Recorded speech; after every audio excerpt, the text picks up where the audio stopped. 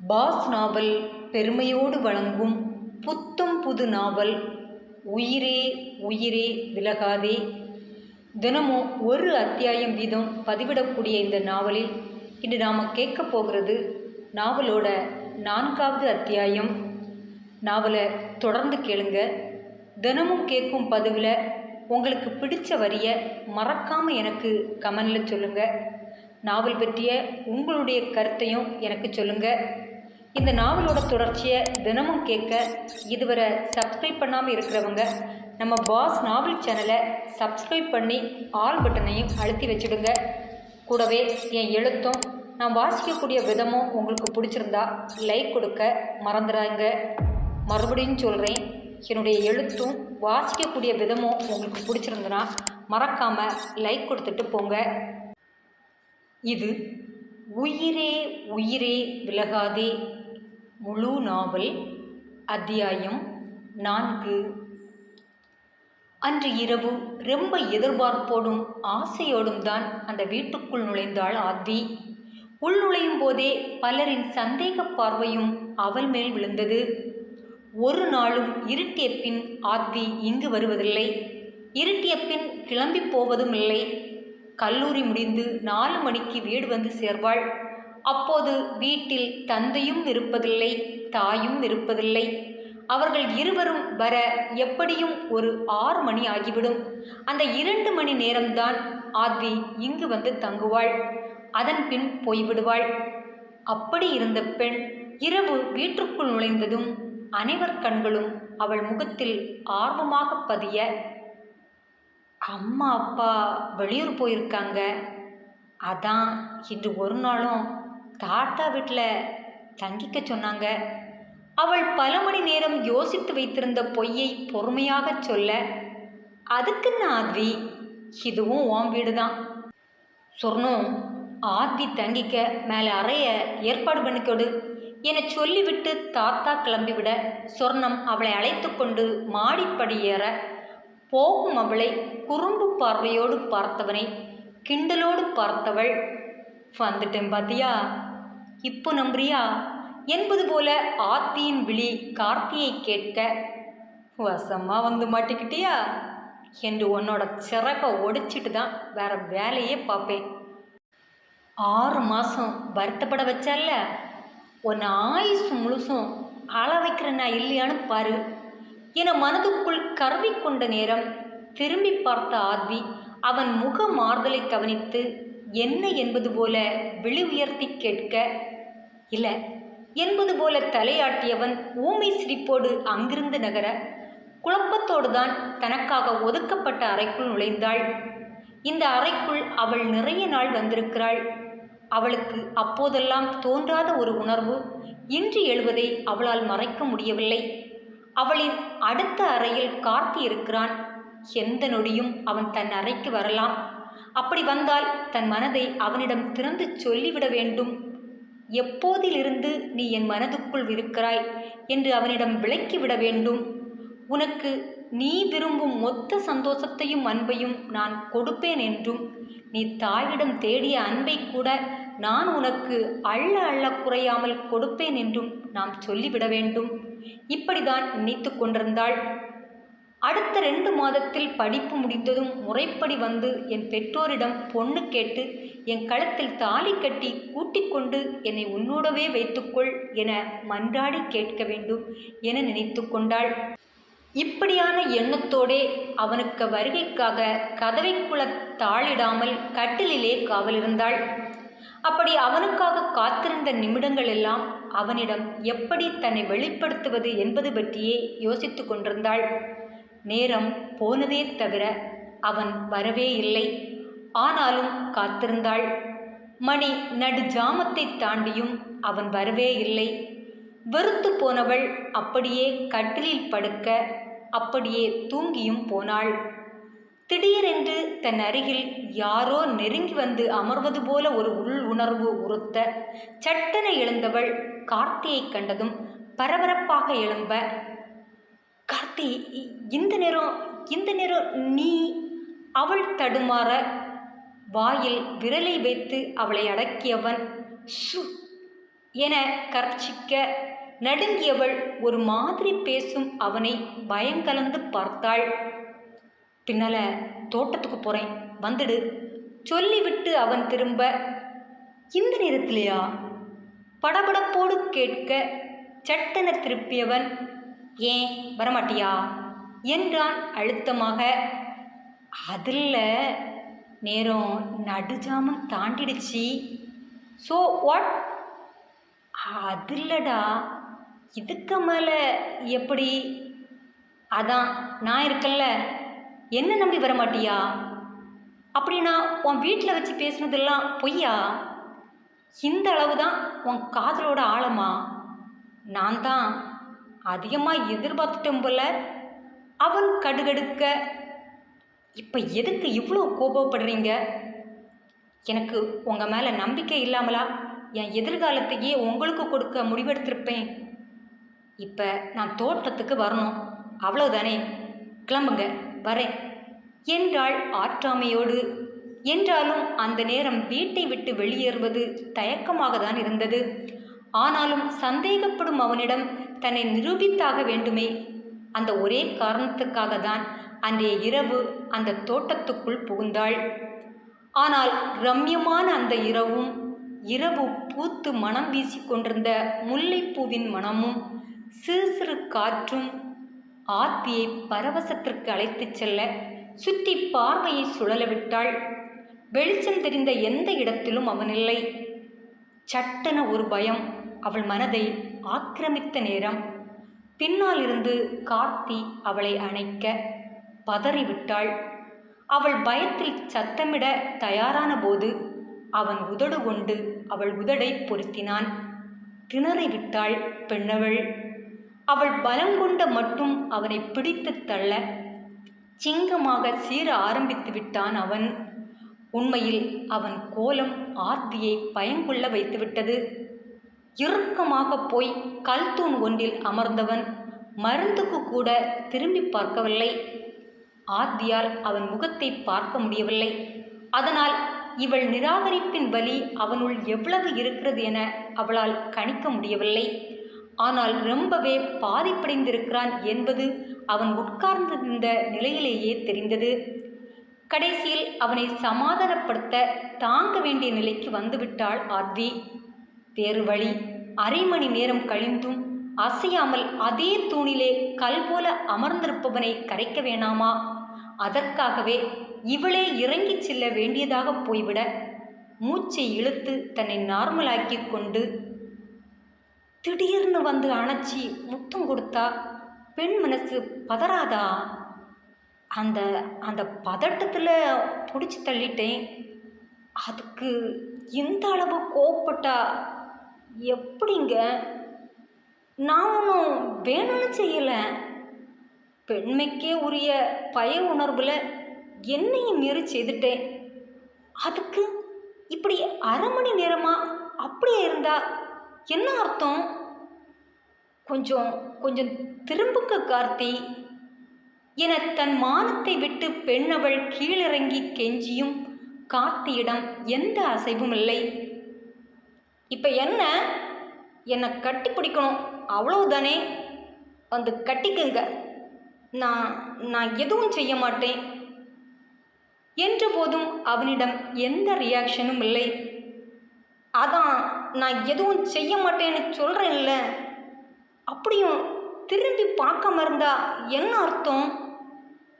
Please please Karthi அவள் கெஞ்ச இவன் மிஞ்ச கடைசியில் ஒரு வழியாக நார்மலானவன் அவள் கையை அழுந்து பிடித்து கொண்டு அந்த தோட்டத்துக்குள் நடக்கத் தொடங்கிவிட்டான். ஒத்தை வார்த்தை பேசவும் இல்லை. அவள் அனுமதி கொடுத்து அணைக்கவும் இல்லை.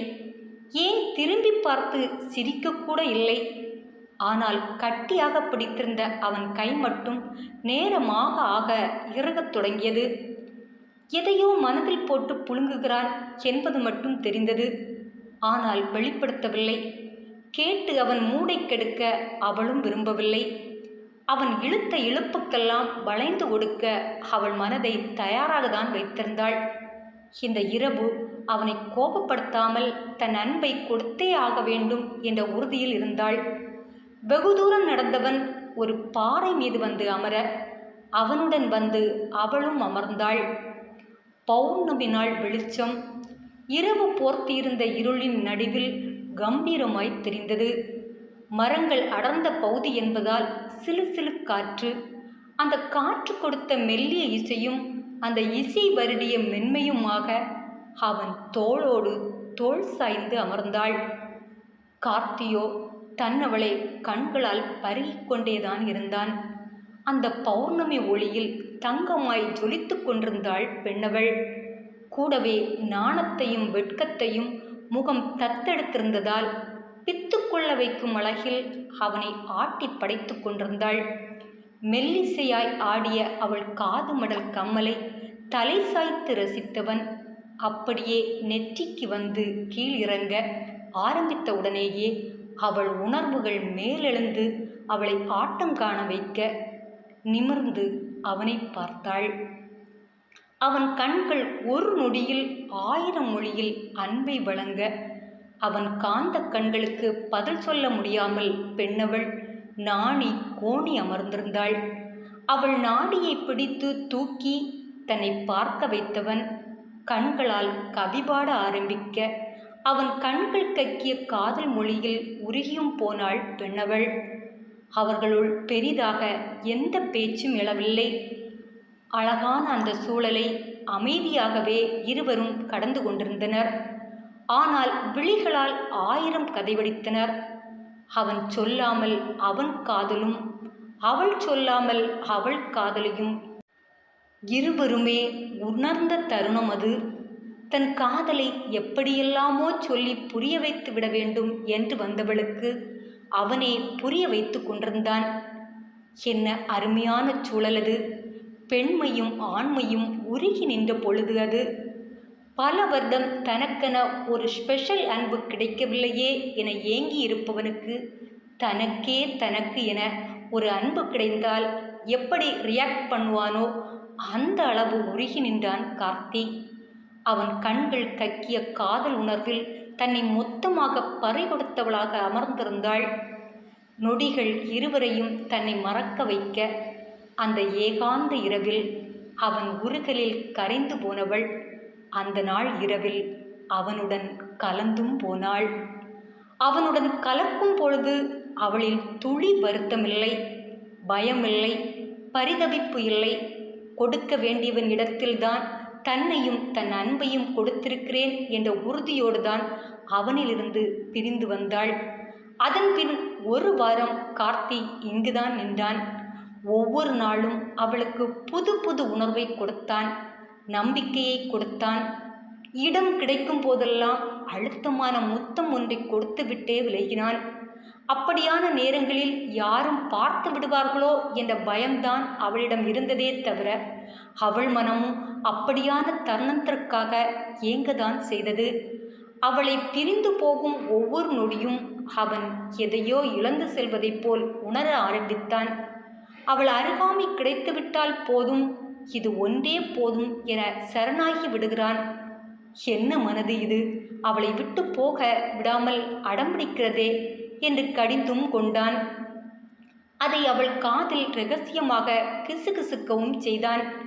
அப்படி கிசுகிசுத்த போது சிவந்தும் போனாள். கடைசியில் ஒரு வழியாக தன் அமெரிக்கா பயணத்திற்கு ரெடியாக ஆரம்பித்தான் கார்த்தி. 3 மாசத்துல நான் திரும்பி வந்து உன் கழுத்தில் தாலி கட்டி கூட்டிட்டு போகிறேன் என்ற நம்பிக்கையை கொடுத்து விட்டு தான் கிளம்பி போனான். ஆனால் சொன்னபடி வரவும் செய்தான். அவன் தந்தையோடு கொஞ்சம் கூட கூச்சமே இல்லாமல் அவன் திருமண பத்திரிகையை அவள் முன் நீட்டிக்கொண்டு நின்றபோது துடித்து போனாள் பெண்ணவள். இங்கிருந்து சென்ற 3ஆம் நாளிலே ஆக்சிடென்டில் மாட்டிவிட அவன் ஹாஸ்பிட்டலில் துடித்த துடிப்பை விட பல மடங்கு இங்கு இவள் துடித்தாள். ஒவ்வொரு கோயிலாக பயத்தோடே அவனுக்காக ஏறி இறங்கினாள். விரதமெல்லாம் இருந்து அவனுக்காக சாமி கும்பிட்டாள். ஒரு வழியாக ஆண்டவர் இவள் பிரார்த்தனையை கேட்டு உயிர் பிச்சை கொடுக்க அந்த செய்தியை தாங்கிக் கொண்டு தொலைபேசி அலறிய பின் தான் சாப்பிடவே தொடங்கினாள். ஆர்த்தி அவனை பார்க்கவும் உடனிருந்து கவனிக்கவும் முடியாமல் பெண்ணவள் பட்ட மரண வேதனை அவளுக்கும் அந்த கடவுளுக்குமே தெரியும். கடைசியில் முழுமையாய் குணமாகிவிட்டான் என அறிந்து கடவுளுக்கு நன்றி சொல்ல போன இடத்தில் வைத்துதான் தன் வயிற்றில் அவன் குழந்தை வளர்கிறதோ என்ற சந்தேகம் முதலாக வந்தது. ஒமட்டி கொண்டு வர வாந்தி எடுத்து உன் எண்ணம் சரிதான் என்பது போல உடல் உபாதை சொல்ல தன் சந்தேகத்தை கார்த்தியிடம் சொல்லியே ஆக வேண்டும் என்ற தீர்மானத்தோடு பண்ணையார் வீட்டில் நுழைந்தபோதுதான் ராஜதுரையும் கார்த்தியும் வந்திருப்பது தெரிய ஆர்த்தியின் மனது நிம்மதி கண்டது.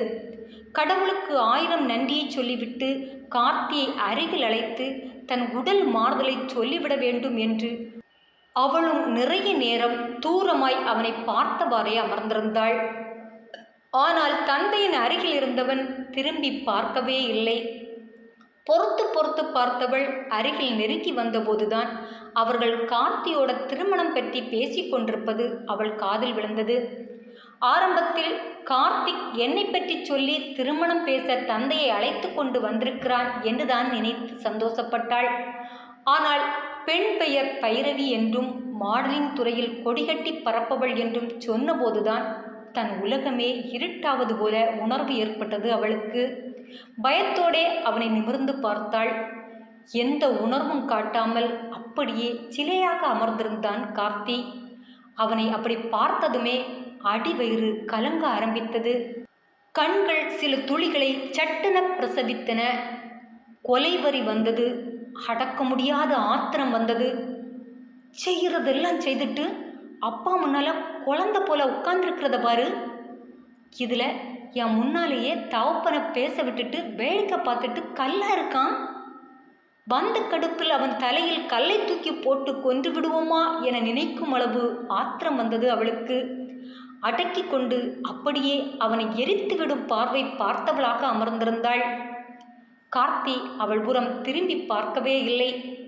பெண்ணை போல தலை குனிந்தே இருந்தான்.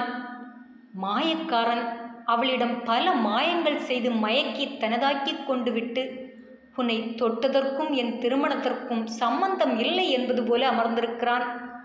ஆனால் அவன் அடி உதட்டில் ஏதோ மர்ம புன்னகையை விழுங்கிக் கொண்டிருப்பது போலதான் அவளுக்கு தோன்றியது. ஒருவேளை கார்த்தி அவளை பழிவாங்கி விட்டானோ? 6 மாதம் அவனை அளவைத்த பாவத்திற்கு இதுதான் தண்டனையோ? இல்லையென்றால் வெளிநாட்டில் எல்லாம் தொட்டவளை தான் திருமணம் செய்தாக வேண்டும் என்று இல்லையே. ஒருவேளை இவளை தொட்டதையும் அவன் அந்த லிஸ்டில் வைத்து கொண்டானோ? ஆர்த்தியின் மனது பேயாட்டம் ஆடத் தொடங்கியது. அவளை அறியாமல் அவள் கை அவள் அடி வயிற்றை தடவி கொடுக்க அன்றைய நாள் ஞாபகங்கள் நெஞ்சில் வந்து தீயாகச் சுட்டது. கலங்கும் கண்ணால் துடித்த உதடோடும் அவனை இயலாமையோடு பார்த்தாள். அப்படியென்றால் இவன் என்னை காதலிக்கவில்லையா? அவனின் சரிபாதியாக என்னை நினைக்கவில்லையா? என்னை திருமணம் செய்து கொண்டு கடைசி வரை என்னுடன் வாழும் எண்ணத்துடன் அன்று என்னை நெருங்கவில்லையா? ஆர்த்தியின் உள்ளம் எரிமலையாக கொதித்து கொண்டிருந்தது. இது எதற்கும் தான் காரணமில்லை என்பது போல அவன் அமர்ந்திருக்க கண்டதுமே உடைந்து விட்டாள் பெண்ணவள். அவள் கண்கள் சட்டென கட்டி கொண்டது. இதற்கு மேல் இங்கு நிற்க முடியாது, நின்றால் உடைந்து அழுது விடுவோம் என்றே வெளியில் வந்தாள். ருக்குமணி சொர்ணத்திடம் பேசிக்கொண்டிருப்பது காதில் விழுந்தது. பொண்ணு தங்க கலரில் இருக்குடி, என் பேரனுக்கு ஏற்ற பொண்ணு தான். தகப்பன் கூட மல்டி மில்லியனரா. என் பேரன் தனிச்சு போயிடுவானோன்னு பயந்து போனேன். ஆனால் பொண்ணு எடுக்கிற குடும்பம் ரொம்ப பெரிய குடும்பம். அதுங்களோட என் பேரன் கலந்துட்டா போதும். அந்த பொண்ணு பேரன் மேலே உயிரையே வச்சிருக்கான். ஹாஸ்பிட்டலில் இருந்தபோது அவனை விட்டு விலகலையாம். கூடவே இருந்து கவனிச்சிட்டாளாம். யாரோடையும் ஒட்டாத என் பேரன் அவளோட அன்பில் உருகி போயிட்டான். அதனால தான் இந்த கல்யாணத்துக்கே சம்மதிச்சிருக்கான். இப்போதான் மனசுக்கு நிறைவாக இருக்குது. போதும், இனி என் பேரன் வாழ்விய பேத்தி பார்த்துப்பா. எங்ககிட்ட கூட ஃபோனில் பேசினாடி. பேசும்போது தெரியுது பொண்ணு தங்கமான பொண்ணு தாண்டி. கார்த்திக்கு ரொம்ப பிடிச்சிருக்கு. அவ சொன்னான்னு இத்தனை வருஷமும் பேசாத அப்பன்கிட்டையும் தம்பிகிட்டையும் கூட பேசியிருக்கானா பார்த்துக்க. என் பேரனை இப்போவே அவளோட முந்தானையில் முடிச்சு தான் வச்சுருக்கா. இப்படி கடைசி வரை 2 பேரும் ஒற்றுமையாக சந்தோஷமாக வாழணும், அவ்வளவுதான் சொல்லியவள் பெருமூச்சு ஒன்றை எடுத்துக்கொண்டு எழுந்து வீட்டுக்குள் செல்ல, இதுவரை கேட்டுக்கொண்டிருந்த ஆர்த்தி கலங்கிய கண்களோடு தோட்டத்துக்குள் புகுந்து கொண்டாள். யாரும் இந்த நிலையில் பார்த்தால் ஏனென்று கேட்பார்கள் என்றே ஒளிந்து தோட்டத்துக்குள் புகுந்து கொள்ள, இதுவரை இருந்த கொடுமையான வலியை விட 1000 மடங்கு வலியை அந்த இடம் அவளுக்கு கொடுத்தது. அவனிடம் பெர்மிஷன் கேட்காமலேயே அந்த நாள் இரவு அந்த இடத்தில் அவனோடு இருந்த நொடி பொழுது ஒவ்வொன்றும் மன அலையில் தவழ்ந்து வர தாங்க முடியாமல் குலுங்கி குலுங்கி அழுதாள். திடீரென தோட்டத்துக்குள் யாரோ வருவது போல ஓசை கேட்க சட்டென கண்ணை துடைத்தவள் செடிக்கு சொட்டு நீர் பாசனம் என உருவாக்கி வைத்திருந்த சிறு பைப்பில் கை வைத்து கொஞ்சம் தண்ணீரை எடுத்து முகத்தை கழுவிக்கொண்டு திரும்பிய போது முன்னால் வந்து நின்றான் கார்த்தி. அவள் தினமும் மனதில் ஓடவிட்டு நினைத்து நினைத்து மகிழும் அதே குறும்பு சிரிப்போடு கண்களை சுருக்கி அவன் கவிபாடும் அதே விழி இன்றும் எதையோ முன்னறிவித்தன. ஆமா, இல்லைனா 3 மாசத்துல ஒரு பொண்ணுக்கு கொடுத்த நம்பிக்கையும் அன்பையும் இன்னொருத்திக்கு கொடுத்துருக்கிறான்னா இவன் எப்படி நல்லவனா இருக்க முடியும்?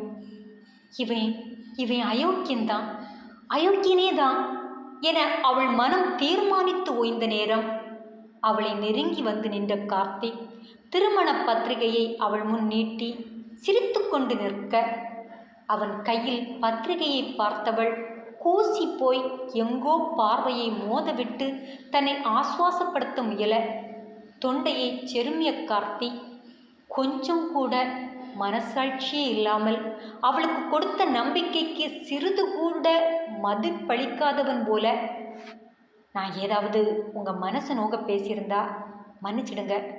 வாழ்க்கையில் பல வருஷத்துக்கு பிறகு எனக்கு ஒரு நல்ல உறவு கிடச்சிருக்கு. என்னை முழுசாக புரிஞ்சுக்கிட்ட, என்னை மட்டுமே நேசிக்கிற மாறாத ஒரு உன்னத அன்பு எனக்கு கிடச்சிருக்கு.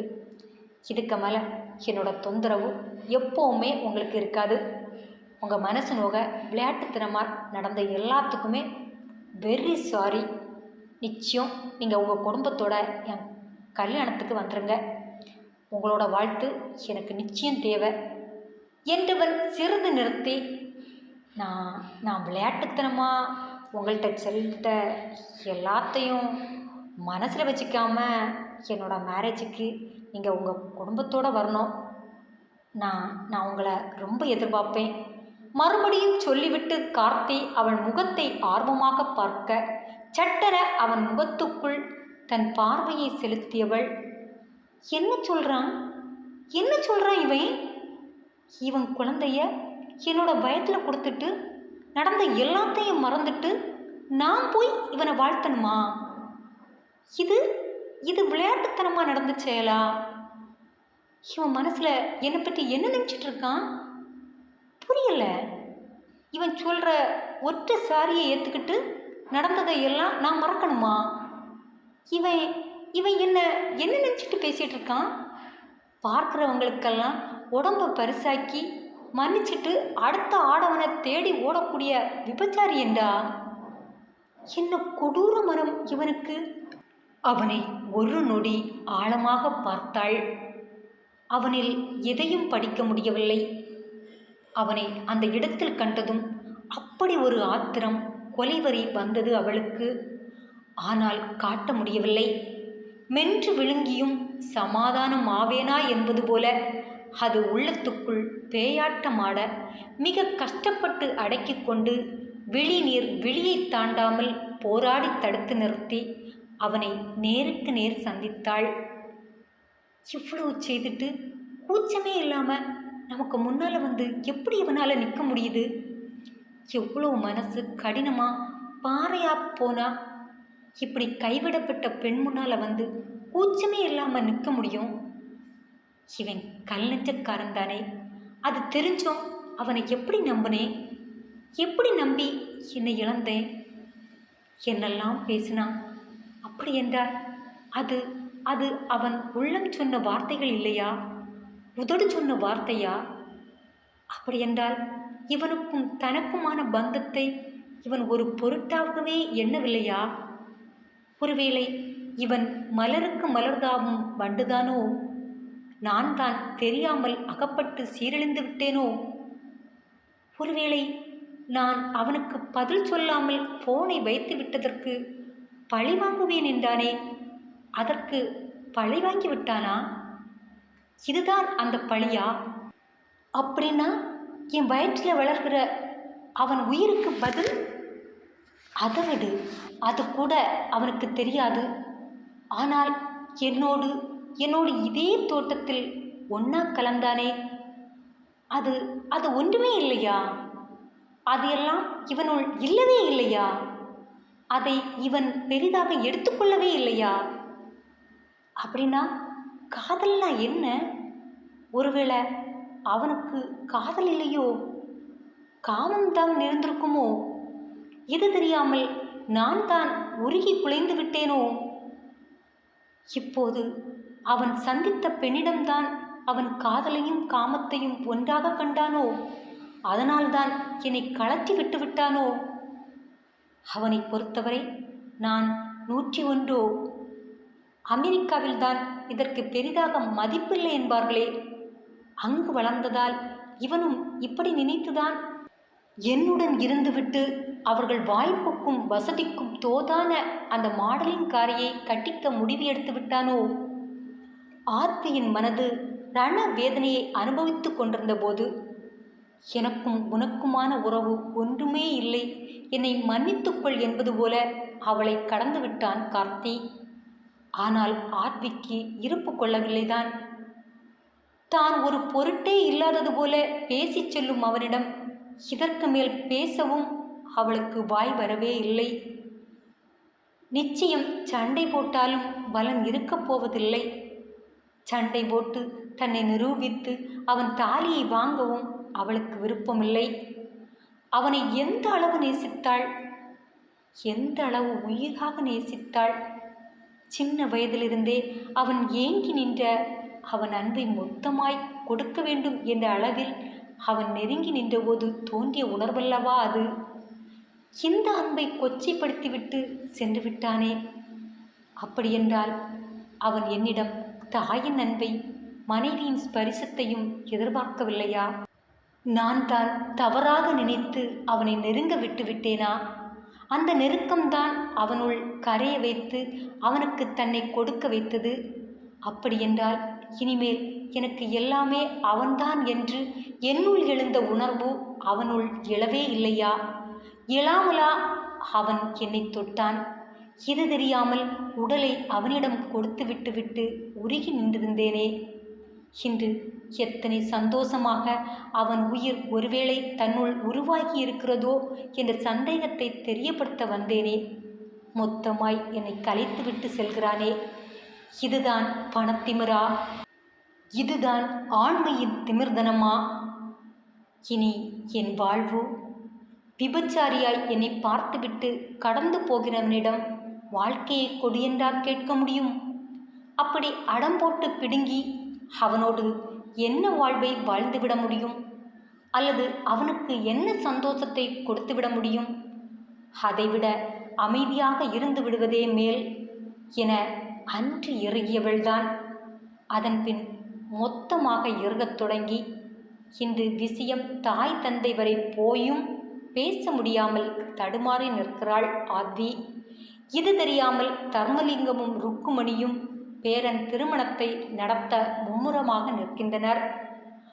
ஆட்களின் நடமாட்டத்திற்கு நடுவில் கம்பீரமாக வந்தவர் காலை முகூர்த்தத்திற்கு தேவையான வேலையில் மும்முரமாக இருக்க, ராஜதுரையும் விஸ்வாவும் கூட மறுநாளுக்கான வேலையில் மும்முரமாக நின்றனர். இசபெல்லா மட்டும் நிம்மதியாக தூங்கிக் கொண்டிருந்தாள்.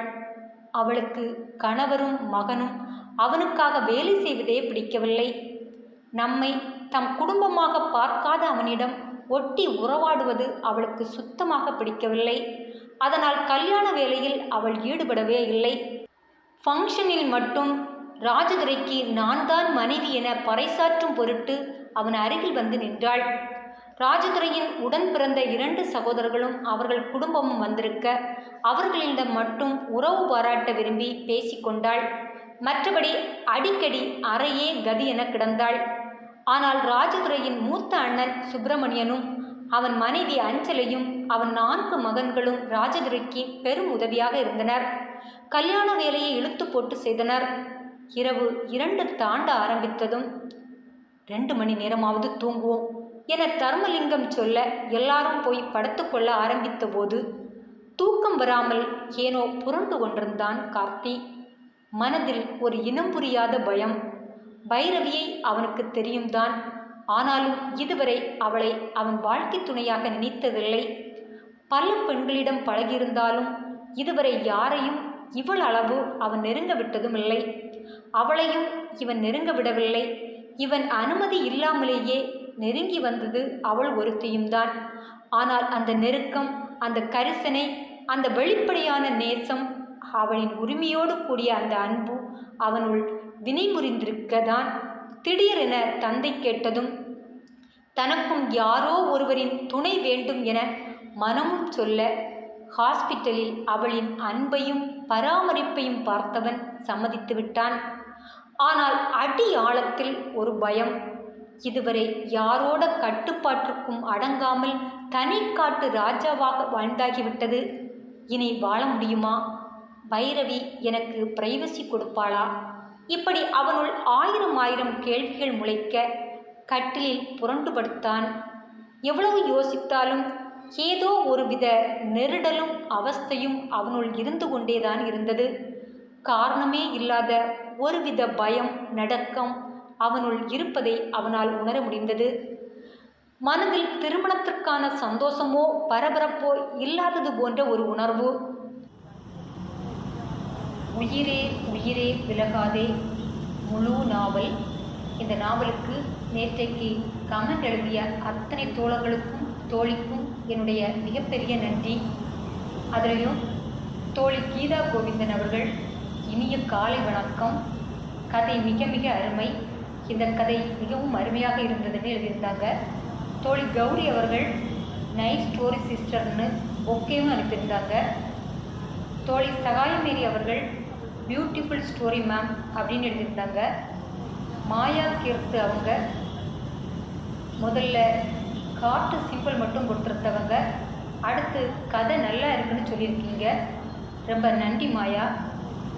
யோகஸ்ரீ பாலசுப்ரமணியன் அவர்கள் வெரி நைஸ்ன்னு சொல்லியிருக்காங்க. கிருஷ்ணா பாஸ்மி அவர்கள் ஸ்டோரி அண்ட் வாய்ஸ் சூப்பர்னு சொல்லியிருக்காங்க. தோழி பிரபா அவர்கள் டெய்லி எபிசோட் அப்லோட் பண்ணுங்க, கன்சென்சி விட்டு போகுது, ஒரு நாள் விட்டு ஒரு நாள் வேணாம் அப்படின்னு எழுதியிருந்தீங்க. அவங்களுக்கு நான் பதிலாக பிக்சர் எல்லாம் எடிட் பண்ணி போடுறதால முடியலைன்னு சொன்னேன். அதுக்கு அவங்க பிக்சர் எல்லாம் தேவையில்லைன்னு சொல்கிறாங்க. இதில் வாசகர்களாகிய உங்களுடைய கருத்து என்னன்னு நான் அடிச்சிக்க விரும்புகிறேன். என் நாவலை தொடர்ந்து கேட்குற எல்லாருமே என்னோட இந்த கேள்விக்கு பதில் சொல்லுங்கள். அதிகமானோரின் தீர்ப்பை நான் வழக்கமாக்கி கொள்கிறேன். அதுபோல் தோழி பிரபா அவர்கள், அப்பா என்ன ஒரு பொண்ணு கூட ரிலேஷன்ஷிப் வந்து பேபி பெற்றுக்கிட்டு 2வது கல்யாணம் பண்ணுறது தப்புன்னு சொல்கிற கார்த்தி ஒரு அப்பாவி கிராமத்து பொண்ணுக்கு நம்பிக்கை கொடுத்து அமெரிக்காவில் இன்னொரு பொண்ணு கூட ஜோடி போட்டு நிற்கிறது, அப்போ மட்டும் கலாச்சாரம் பற்றி பேச தெரியாதான்னு கேட்டிருந்தீங்க. இப்போ நான் அவங்களுக்கு சொன்ன பதிலை தான் உங்கள்கிட்டையும் சொல்ல போகிறேன். உங்களில் நிறைய பேருக்கு கூட இந்த சந்தேகம் இருக்கும். உண்மையே கதையே வேறங்க, அதை தெரிஞ்சிக்க காத்திருந்து தான் ஆகணும். நிச்சயம் என் கதாநாயகியை நான் தோல்வுறவும் விட மாட்டேன். என் கதாநாயகனை அந்த அளவு மோசமாக்கி அழகு செய்யவும் மாட்டேன். கதை கொஞ்சம் வித்தியாசமானதாக தான் பயணிக்கும். தெரிஞ்சிக்க தொடர்ந்து இணைந்திருங்கள். அடுத்ததாக தீபனருள் அவங்க தினமும் போல தான் காட்டு சிம்பலை பொக்கையும் அனுப்பியிருந்தாங்க. அடுத்து கௌரி அவர்கள் நைஸ் சிஸ்டர்னு சொல்லி காட்டு சிம்பிள் கொடுத்துருந்தாங்க. தோழி ரஜினி அவர்கள் good evening sister, story and voice சூப்பர்னு கொடுத்துருந்தாங்க. தோழன் தருண் கதை அருமைன்னு எழுதியிருந்தாங்க. தோழி சுப்ரியா ஜெயராமன் அவர்கள் story super sister, waiting for more episode from your எண்டுன்னு அனுப்பியிருந்தாங்க. கதையும் குரலும் சூப்பர்னு எழுதியிருந்தாங்க தோழி சுபத்ரா. KNTS 1990 பேர் தெரியல, வெரி நைஸ் ஸ்டோரின்னு சொல்லி ஹார்ட் சிம்பிள் கொடுத்துருந்தீங்க. அதுபோல் கௌரி அவர்கள் புதுசு எத்தனை எபிசோடுன்னு கேட்டிருந்தீங்க.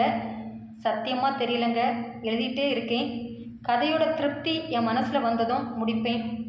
அது எத்தனை அத்தியாயமாக முடியும்னு கதை முடியும் போது தான் எனக்கே தெரியும். அதுபோல் பழைய நாவல்களை கேட்டு கூட இப்போ புது தோழிகள் நிறைய கமெண்ட் பண்ணிகிட்டு இருந்தீங்க. எல்லாருக்குமே என்னுடைய மனப்பூர்வமான நன்றி. ஆக என்னோட ஒரு வார்த்தைக்கு மதிப்பளித்து என் நாவல் பற்றி உங்களோட கருத்தை கொடுத்து என்னை உற்சாகப்படுத்திய அத்தனை தோழர்களுக்கும் தோழிக்கும் என்னுடைய நன்றிகள். ஆனால் நான் கேட்டதை நீங்கள் யாருமே கொடுக்கல. இந்த பதிவில் உங்கள் மனசை கவர்ந்த வரியை சொல்லுங்கன்னு சொன்னேன், அதை யாரும் சொல்லலை. இன்றைக்காவது பதிவில் உங்களுக்கு பிடிச்ச வரியை மறக்காமல் எனக்கு சொல்லுங்கள். சரி, வாங்க கதைக்குள்ளே போகலாமா? எல்லாம் அவன் தந்தையால் வந்த உணர்வுதான். தாய் இருக்கும்போது அந்த மனிதர் தாயிடம் எப்படி உருகி நின்றார் என பார்த்திருக்கிறான். அப்படி உருகி நின்றவர் ஒரே வருடத்தில் அந்த காதலை மறந்து இன்னொரு காதலை தேடி போனதால்தான் காதல் மேலேயே நம்பிக்கை இல்லாமல் போனது அவனுக்கு. ஏன் இன்னும் திருமணத்திற்கு சம்மதித்து தாலி கட்டும் அளவு ரெடியாயிருக்கிறானே, இப்போது கூட பைரவி மேல் அவனுக்கு எந்த ஈர்ப்பும் வரவில்லை. அதனால்தான் அந்த அவஸ்தையில் நெடுகிறான். அடிக்கடி தான் எடுத்த முடிவு சரியோ என்ற சந்தேகம் எழ எழ தவிக்கிறான். சட்டென கட்டிலிருந்து எழுந்தவன் மேஜை மீது இருந்த டைரியை எடுத்தான். அதை பிரித்தான். நடுப்பக்கத்தில் இருந்த அவன் மனதை மறுபடியும் வாசித்தான். திமிரு பிடிச்சவா, கொஞ்ச நெஞ்சு திமிரு இல்லை, உடம்பு முழுசும் திமிரு. இல்லைனா நான் காதலை கேட்டபோது கன்னத்தில் அரைஞ்சது போல தொலைபேசியை அரைஞ்சி சாத்தியிருப்பாளா? கொஞ்சம் அழகாக இருக்கிறாள்ல, அந்த திமிர் தான். முட்டை கண்ணை உருட்டி உருட்டி என்னை மொத்தமாக சாய்ச்சிட்டு எதுவும் செய்யாதவளை போல என் காதலை ஏற்க மறுத்துட்டா. நான் ஆம்பளை, அவள்கிட்ட இதுக்கு மேலெல்லாம் இறங்கி போகவே மாட்டேன் என எழுதியிருக்க இந்த 3 மாதத்தில் இதை மட்டும் கார்த்தி 1000 முறை படித்து பார்த்து விட்டான். அதே நேரம் அவன் மனமோ, ஆத்விகா நம்முடைய மேரேஜுக்கு வருவாளா? என் திருமணத்தில் அவள் இருப்பாளா? எப்படியும் என்னை கெட்டவனாக தான் நினச்சிட்ருப்பா. வந்தா நிச்சயம் மன்னிப்பு கேட்கணும் என எண்ணியவன் அந்த நொடியிலிருந்து மாப்பிள்ளை துறனைக்கு மாறி பைரவியை அடுத்து நெருங்கி மணவரையில் உட்கார்ந்த நொடி வரை ஆத்வியின் வரவை ஆவலோடு எதிர்பார்த்தான். ஏனோ அவன் கண்ணும் மனமும் அவளின் வரவை எதிர்பார்த்தது. ஆனால் கடைசி வரை அவள் வராததால் அவா என்னை மன்னிக்கல போல என மனதிடம் ஒருமுறை சொல்லிக்கொண்டேதான் பைரவி கழுத்தில் தாலி கட்டினான். ஆனால் அதன் பின் அவன் அவளை மறந்தே போனான். மறக்கும் அளவு பைரவி குடும்பம் அவனை சுற்றி வளைத்து கொண்டது. ஆடல் பாடல் கொண்டாட்டம் என திருமண வைபோக நிகழ்ச்சிகளில் மொத்தமாக தன்னை கரைத்து கொண்டான். கூட்டம் கூட்டமாய் ஆடிக்கொண்டிருந்த ஒரு கூட்டத்திலிருந்து நைஸாக நழுவி விஸ்வா அருகில் வந்தாள் நிசா. அவளை அவ்வளவு நெருக்கத்தில் பார்த்ததும் விஸ்வாவின் கண்கள் ஒரு நொடி தந்தையையும் தாயையும் பார்த்துவிட்டு, கொஞ்சம் தள்ளி ஆடுறியா என தன் நடன அசைவை நிறுத்தாமலே கேட்க, எதுக்கு தள்ளி போகணும்? என் அப்பாவோ அம்மாவோ பார்த்தா? அவன் பயத்தோடி நிறுத்த, பார்த்தா? அவளும் ஆடியவாறே அவன் காது மடலில் அருகில் சென்று கேட்க, பிரச்சனை ஆயிடும்டி. அவன் பல்லை கடித்து கொண்டு கெஞ்சும் குரலில் சொல்ல, அதுக்காக தானே பக்கத்தில் வந்திருக்கேன், அப்படியாவது பிரச்சனை ஆகட்டும். அவளும் கண்ணடித்து சொல்ல, விளையாடாத நிசா, போயிடு ப்ளீஸ் என அவன் மறுபடியும் கண்ணை சுருக்கி உதட்டை குவித்து கெஞ்ச, என்னடா நீயும் என்ன அத்தை மாமாட்ட அறிமுகப்படுத்த மாட்டேங்கிறா, நானே அறிமுகமாகிடலான்னு நெருங்கி வந்தாலும் ஏற்றுக்க மாட்டேங்கிறா, அப்புறம் எப்படி தாண்டா என்னை உன் குடும்பத்துக்கு அறிமுகப்படுத்த போறா?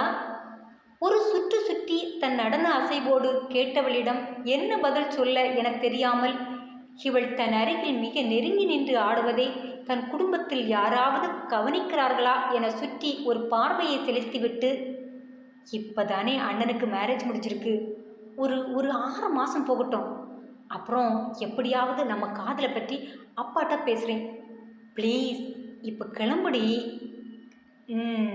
ரொம்ப கெஞ்சாத, இப்போ போகிறேன், ஆனால் 6 மாதம்தான் உனக்கு டைம், அதுக்குள்ளே என்னை கட்டி இந்த வீட்டுக்குள்ளே கூட்டிகிட்டு வந்திருக்கணும், இல்லை மவனே நானே உன் அப்பா முன்னால் போய் நின்றுடுவேன் சொன்ன நிஷா ஒரு முறை அவன் கைப்பிடித்து சுற்றி வந்து அவன் கன்னத்தில் அழுத்தமான முத்தமிட்டு கொண்டு கண் சிமிட்டி சிரித்தவாறு நகர, முதல் முத்தத்தில் உறைந்து நின்றவனை மொத்தமாக படம் பிடித்து நின்றது மேடையில் பைரவியின் பக்கத்தில் நின்று நடன நிகழ்ச்சிகளை ரசித்து கொண்டு நின்ற கார்த்தியின் கண்கள். அத்தியாயம் தொடரும். என்ன ஃப்ரெண்ட்ஸ், நான் அவருடைய 4வது அத்தியாயம் எப்படி இருந்தது, உங்களுக்கு பிடிச்சதா அமைஞ்சிருந்ததா என்கிறத மறக்காமல் கமெண்டில் சொல்லுங்கள். இந்த 4வது அத்தியாயத்தில் உங்களுக்கு பிடிச்ச வரியை கூட நீங்கள் எனக்கு கமெண்டில் சொல்லலாம். நான் விரும்பி கேட்டதால் உங்கள் நேரத்தை எனக்காக கொடுத்து விமர்சனம் எழுதி மகிழ்வித்த அத்தனை தோழர்களுக்கும் தோழிக்கும் என்னுடைய நன்றி. என்னுடைய எழுத்தை நிறைய தோழர்களும் கேட்குறீங்க என்கிறது எனக்கு சந்தோஷமான விஷயந்தான். எல்லாருக்குமே என்னோட நெஞ்சார்ந்த நன்றி. வெல்கம் மேம் என என்னை வரவேற்று விமர்சித்த தோழி சகாயமேரிக்கு என்னோட நன்றி. நான் பதிவிட தொடங்கிய முதல் நாளே உங்களை எதிர்பார்த்தேன். எங்கள் பழைய தோழிகளை எல்லாம் மிஸ் பண்ணிடுவேணும்னு நினச்சேன்.